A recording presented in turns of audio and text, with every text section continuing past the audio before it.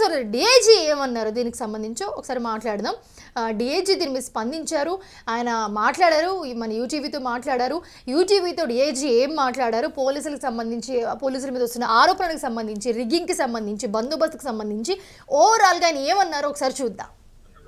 ఎన్నికల సరళి దాదాపు 3 గంటలు పోలింగ్ ప్రక్రియ స్టార్ట్ చేశారు. మొత్తానికి ఎన్నికల సరళి ఎలా ఉందంటారు? ఎన్నికల సరళి 30 to 40% అయినట్టు మనకి సమాచారం అందిందండి. ఓవరాల్ గా టోటల్ గా పీస్ఫుల్ గానే జరుగుతుంది. కొన్ని చోట్ల చిత్రమూల సంఘటన జరిగాయి, కొంతమందిని ముందుగా హౌస్ అరెస్ట్ చేస్తారు. దానికి రీజన్స్? హౌస్ అరెస్ట్ అనేది ప్రివెంటివ్ పవర్స్ అండి. సిఆర్పిసి 151 దానికి కమెన్సరేట్ గా బిఎన్ఎస్ఎస్ లో కూడా అవే సెక్షన్స్ ఉన్నాయి.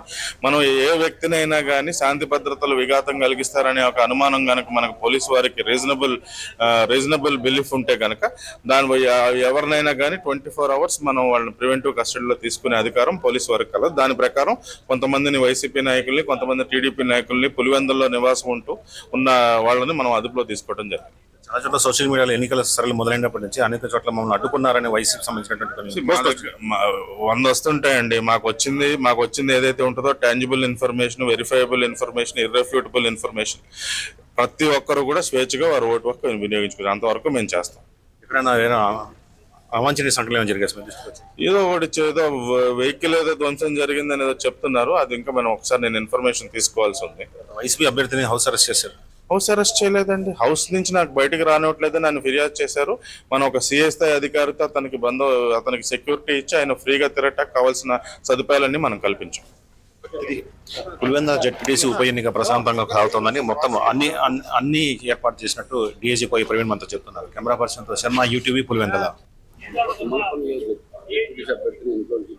అది అయిపోయింది కదండి. మనిషి సిఐ గారిని ఇచ్చి ఆయన తిప్పుతున్నాం కదా. పొద్దున్న 6:30-7 సమయంలో మనకు సమాచారం వచ్చింది. వెంటనే మనం స్పందించాం. సిఎస్ఐ అధికారిని ఆయనకి రక్షణ ఇచ్చి మొత్తం ఆయన అంతా 6 పంచాయతీలు స్వేచ్ఛగా తిరగటానికి మనం ఏర్పాటు చేస్తాం.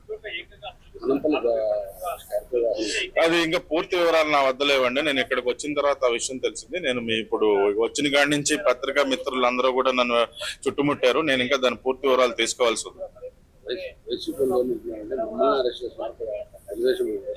అందరినీ చేసామండి. టీడీపీ వాళ్ళని సబ్స్టెంట్ గా చేసాం. అలాగే టీడీపీ ఎమ్మెల్సీ రామ్ గోపాల్ రెడ్డి ఎవరైతే పులివెందుల పట్టణం ఓటర్ ఉన్నారో వారిని కూడా మనం ప్రివెంటివ్ కస్టడీకి తీసుకోవడం జరిగింది.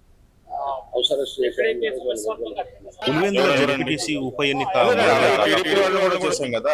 ఎవరైతే ఈ యొక్క 6 పంచాయతీల్లో ఓటర్లు కాని వారు ఉన్నారో వాళ్ళు ఏ విధంగా అయినా ఓటర్లను ప్రభావితం చేయకుండా ఉండే విధంగా మనం ముందస్తు చర్యలు తీసుకున్నామండి. ఒక 40% వరకు అయి ఉండొచ్చు.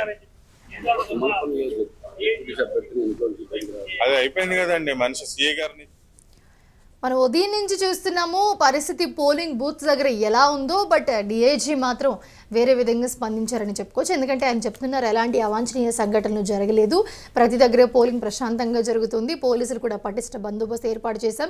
అటు వైసీపీ కానివ్వండి, ఇటు టీడీపీ కానివ్వండి, ప్రతి ఎవరైతే అభ్యర్థులు ఉంటారో అభ్యర్థులు అండ్ అలాగే ఏజెంట్లు ఎవరైతే ఉన్నారో ఏజెంట్లు, అలాగే నాయకులు ఎవరైతే ఉన్నారో నాయకులు అందరింటి దగ్గర పటిష్ట భద్రత ఏర్పాట్లు అయితే చేశాం. సజావుగా సాగేలాగా ఎన్నికలు చూస్తూ ఉన్నామని చెప్పి డిఐజీ మాట్లాడుతున్నారు.